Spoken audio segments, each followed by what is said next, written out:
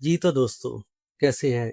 ये वीडियो इस लिहाज से बहुत अहम होने जा रही है कि इसमें मैं आपको अपनी फ्रीलांसिंग जर्नी जो कि मैंने अपवर्क पे की है, उसके मुतल्लिक मैं बताने जा रहा हूँ। तो थोड़ा-सा मैं आपको बैकग्राउंड बताता हूँ कि मैं अपवर्क पे फ्रीलांसिंग कर रहा हूँ और डेटा एनालिटिक्स, पावर बीआई और डेटा इंजीनियरिंग की सर्विसेज़ प्रोवाइड कर रहा हूँ। सो बेसिकली फ्रीलांसिंग में अपवर्क पे मैं टॉप रेटेड हूँ और 100% जॉब सक्सेस को इस वक़्त चल रहा है और तकरीबन 118 जॉब्स कंप्लीट कर चुका हूँ, 118 जॉब्स और 5275 आवर्स का एक्सपीरियंस है और इसमें एक-एक जॉब में मल्टीपल प्रोजेक्ट्स होते हैं, तो इस तरह से around 3 to 500 projects already complete कर चुका हूँ।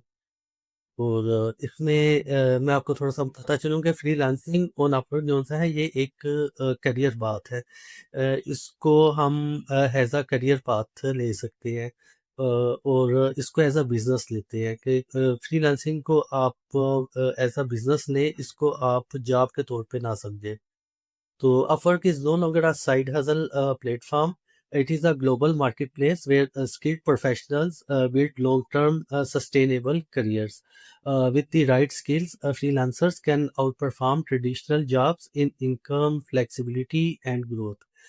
तो आप जो लोकल अपने जहाँ एशिया में किसी भी जगह पे हो, तो वहाँ पे जो भी वर्क आप कर रहे होते हैं, तो उसकी बजाय जब आप फ्रीलांसिंग प्लेटफ़ॉर्म पे जाते हैं, तो अगर आपके पास राइट स्किल सेट आ जाता है, तो आप इंटरनेशनल वर्क रेट के अकॉर्डिंगली आपको पेमेंट होती है और जिसकी वजह से आप मार्केट में अच्छी तरह से कम्पीट कर सकते हैं और प्रोजेक्ट्स विन कर सकते हैं।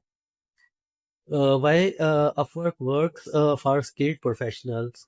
तो स्किल्ड प्रोफेशनल्स होते हैं उनके लिए अपवर्क किस तरह से बेनिफिशियल होता है, तो उसमें देखते हैं कि Upwork connects you directly with global clients. You are paid for expertise and impact, not office hours. The platform rewards consistency, reliability and value delivery. So जो अपवर्क है ये आपको फैसिलिटेट करता है कि आप इसके थ्रू इंटरनेशनल क्लाइंट्स के साथ डायरेक्टली कनेक्ट हो जाते हैं और इसमें जो आप को पे किया जाता है वो आपका बिजनेस में जो इम्पैक्ट होता है उसके अकॉर्डिंगली पे होता है, ना कि सिर्फ आप ऑफिस में हाजिरियाँ जिस तरह से लगती हैं तो उसके अकॉर्डिंगली। सो इस वजह से आपका इम्पैक्ट भी बहुत ज़्यादा हो जाता है जब अगर आप राइट प्रोफेशनल्स हैं और उसके अकॉर्डिंगली आपकी पेमेंट भी उस लेवल पे चली जाती है। और इसमें आपका देखा जाता है आपकी वर्क में कितनी कंसिस्टेंसी है, रिलायबिलिटी कितनी है जिसमें और वैल्यू डिलीवरी कितनी है। और माय अपवर्क जर्नी देखा जाए तो फ्रॉम स्किल्स टू ब्रांड, ये मैंने शुरू किया था स्किल डेवलपमेंट पे, स्किल डेवलपमेंट से ब्रांड अथॉरिटी पे। So I focused on solving real business problems. जब मैंने स्किल सीखी तो फोकस किया कि जो रियल वर्ल्ड प्रॉब्लम्स थी, जिस तरह से डेटा एनालिटिक्स और डेटा विजुअलाइजेशन में के एक रॉ डेटा होता है और उसमें बिजनेस को नहीं पता चल रहा होता कि उसके top clients in a certain time period top customers कौन से हैं, टॉप प्रोडक्ट्स कौन सी हैं। तो विजुअलाइजेशन डेटा विजुअलाइजेशन की मदद से मैंने उनको डैशबोर्ड बना के दिए, जिससे वो विद इन नो टाइम उनको पता चल जाता है उनके top clients in a certain time period कौन से हैं, उनके टॉप कस्टमर्स कौन से हैं, उनके टॉप प्रोडक्ट्स कौन सी हैं, उनके वेंडर कौन से हैं, किनको कितनी पेमेंट करनी है, ये तमाम चीज़ें उनके फिंगर टिप्स पे आ जाती हैं। सो उनका एक रियल वर्ल्ड प्रॉब्लम्स इससे रिज़ॉल्व हुए। High quality delivery and clear communication build long term trust, और इसी तरह से long term client built up हुए और उनके साथ कम्युनिकेशन को बेटर तरीके से करने की वजह से उनका ट्रस्ट डेवलप हुआ। This approach transform freelancing into a personal analytics brand, जिसकी वजह से जो क्लाइंट्स हैं उनकी डिपेंडेबिलिटी मेरे काम के ऊपर बढ़ती गई। तो अगर हम देखें तो सबसे अहम चीज़ है कि जो फ्रीलांसिंग है उसमें सक्सेस फैक्टर्स क्या-क्या है। तो उसमें सबसे पहले आता है कि treating freelancing as a business. Freelancing को आप जॉब नहीं समझ सकते, इसको आपने बिज़नेस के तौर पे लेना है। सेकंडली इसमें आपने देखना है कि बिज़नेस फर्स्ट थिंकिंग, ये भी वही बात है कि आपको इसको बिज़नेस फर्स्ट थिंकिंग लेना है, इसको एज़ अ जॉब नहीं लेना। स्ट्रॉन्ग एनालिटिक्स फाउंडेशन आपकी होनी चाहिए, क्लियर डॉक्यूमेंटेशन होनी चाहिए और कंटीन्यूअस अपस्किलिंग, अपने स्किल्स को आपने कंटीन्यूअसली अपग्रेड करते रहना। सो इसमें आप देखते हैं कि जो मेरी कोर डोमेन ऑफ वर्क है वो है data analytics, Power BI and DAX, Looker Studio and BigQuery, SQL and Python, ETL and data engineering.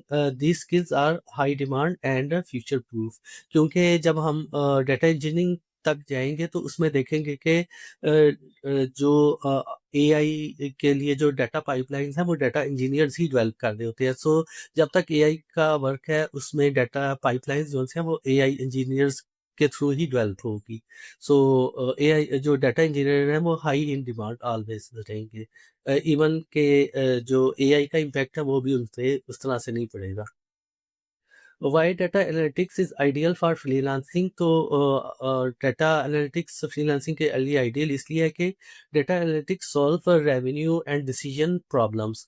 जो आपके रेवेन्यू और डिसीजन के प्रॉब्लम्स होते हैं उनका आपको प्रॉम्प्ट में इंफॉर्मेशन चाहिए होती है, वो आप उनके लिए जनरेट करके दे रहे होते हैं।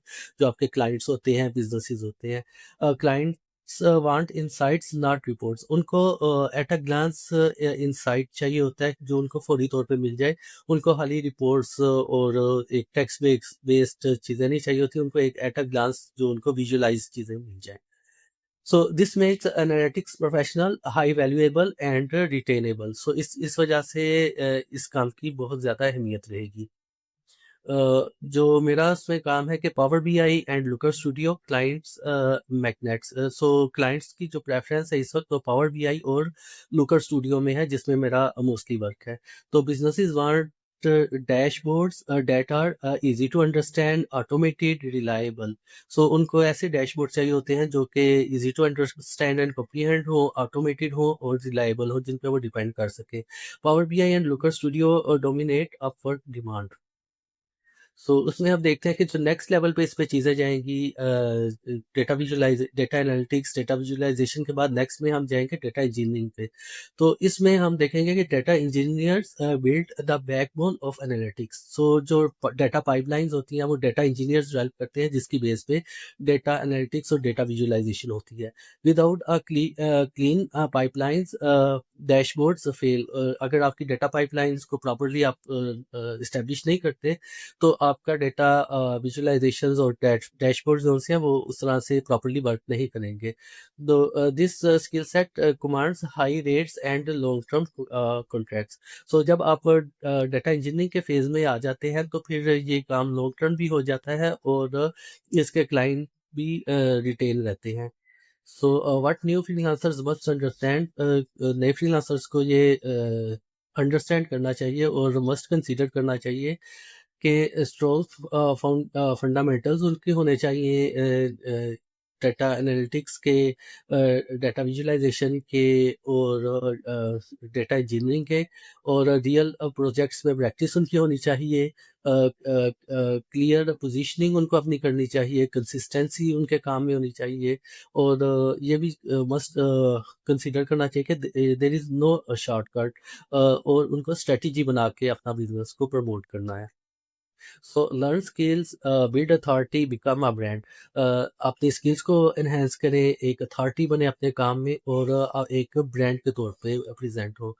Serious learning leads to authority, authority leads to clients. This is how freelancers become brands, not just service providers.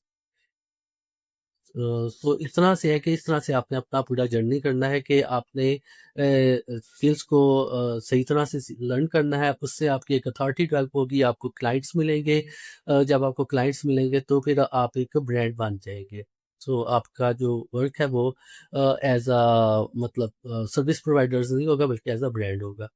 सो इन चीज़ों को हम देखते रहेंगे। सो आप चैनल के साथ चैनल को सब्सक्राइब करें, वीडियोस को लाइक करें, शेयर करें और हम इस तरह से आपको कंटेंट्स प्रेजेंट करते रहेंगे। Thank you so much.